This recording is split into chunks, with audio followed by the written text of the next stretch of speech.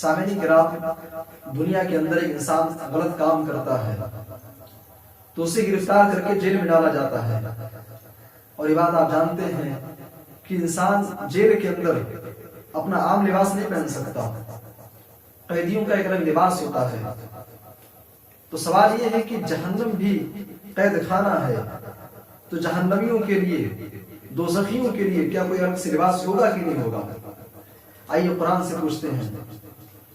فرمایا فَالَّذِينَ كَفَرُوا قُطِّعَتْ لَهُمْ ثِيَابٌ مِّن نَّارٍ، کافروں کو، جہنمیوں کو آگ کا لباس پہنایا جائے گا، دوزخیوں کو آگ کا لباس دیا جائے گا۔ اور ایک دوسرے مقام پہ فرمایا وَتَرَى الْمُجْرِمِينَ يَوْمَئِذٍ مُقَرَّنِينَ فِي الْأَصْفَادِ، تم مجرموں کو، جہنمیوں کو، دوزخیوں کو تم بیڑیوں میں جکڑا ہوا دیکھو گے۔ سَرَابِيلُهُم مِّن قَطِرَانٍ، انہیں گندھک کا، ڈاور کا لباس دیا جائے گا۔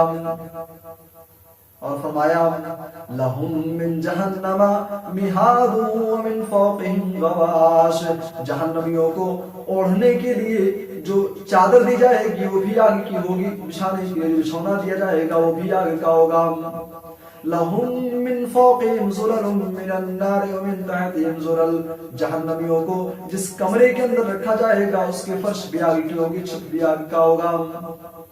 میرے بھائیو اور دوستو، غور کیجئے گا، کپڑا بھی آگ کا، اوڑھنا بھی آگ کا، بچھونا بھی آگ، فرش بھی آگ، چھت بھی آگ، چاروں طرف سے آگ ہی آگ ہوگی۔